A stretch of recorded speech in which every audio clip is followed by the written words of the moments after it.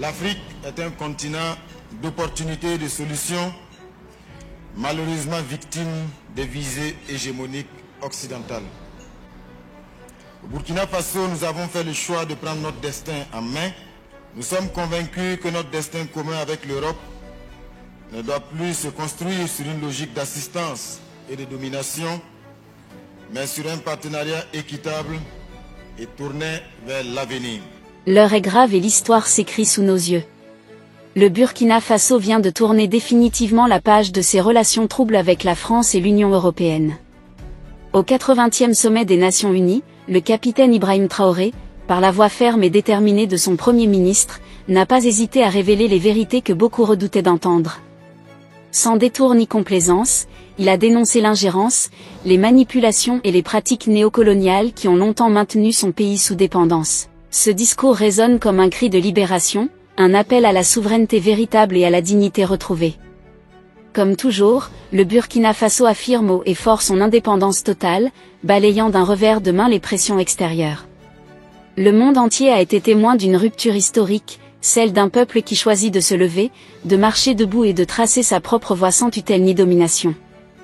Le premier ministre burkinabé Jean-Emmanuel Ouédraogo a frappé fort à l'Assemblée générale de l'ONU.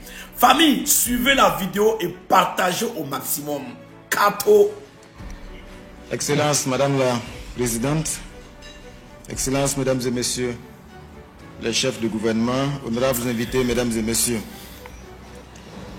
Je tiens tout d'abord à remercier les organisateurs de ce forum pour leur invitation et pour avoir placé le leadership africain au cœur de nos échanges.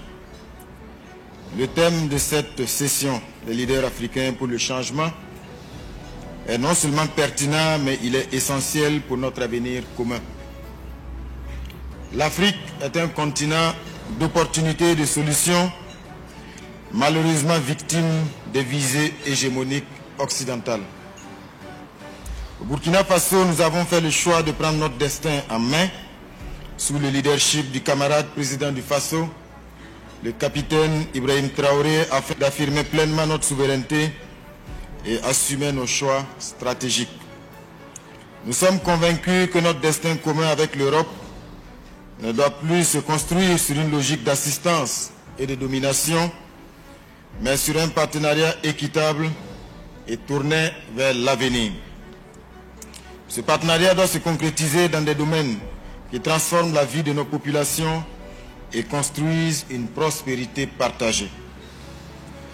Excellences, Mesdames et Messieurs, au Burkina Faso, sous le leadership du camarade président du Faso, de grandes réformes et des actions fortes sont engagées dans une dynamique de rupture pour une transformation positive et durable et une prospérité partagée s'appuyant sur des ressorts endogènes. C'est ainsi que plusieurs initiatives sont lancées afin d'accélérer le développement et le mieux-être des populations. Ces initiatives présidentielles, bien que distinctes dans leur champ d'action, forment un tout cohérent et synergique.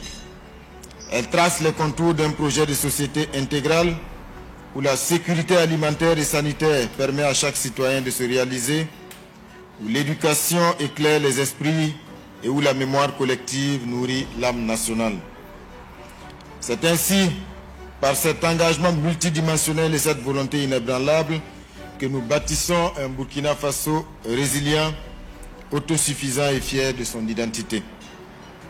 En effet, l'initiative pour la production agricole et l'autosuffisance alimentaire incarne l'une de nos priorités absolues. Libérer notre pays de la dépendance alimentaire et valoriser le travail de nos paysans, ces héros du quotidien. En parallèle, l'initiative pour la santé œuvre à renforcer notre système sanitaire afin d'offrir à chaque Burkinabé un accès à des soins de qualité.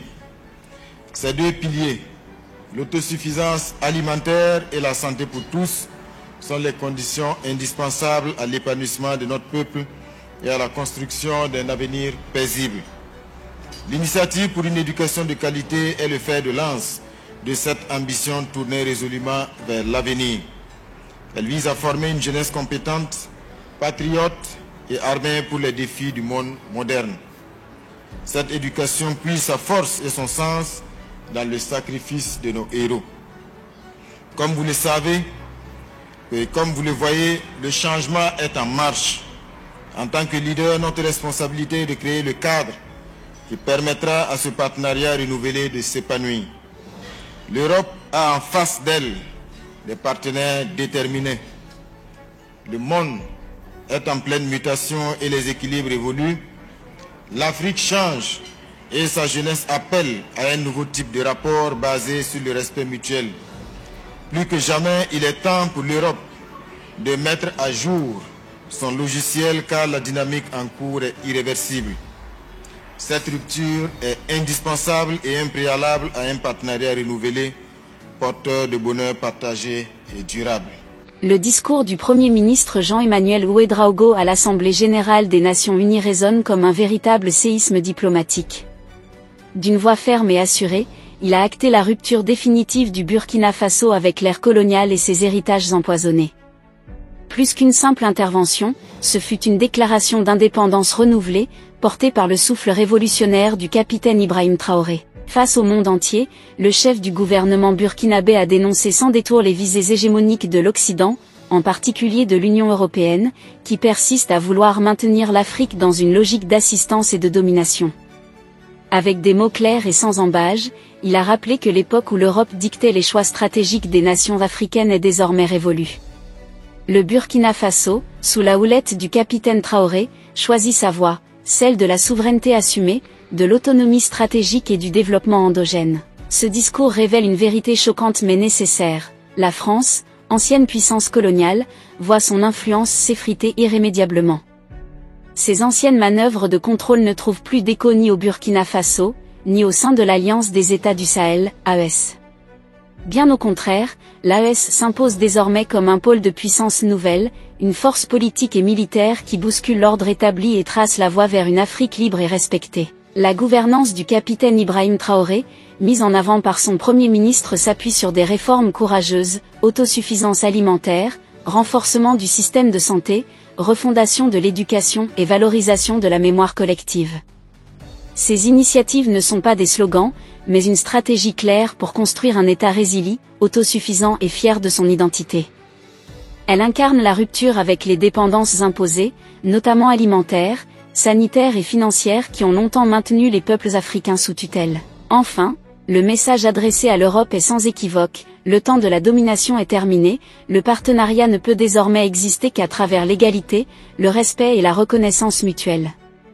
L'Afrique, par sa jeunesse et sa détermination, impose un nouvel équilibre mondial.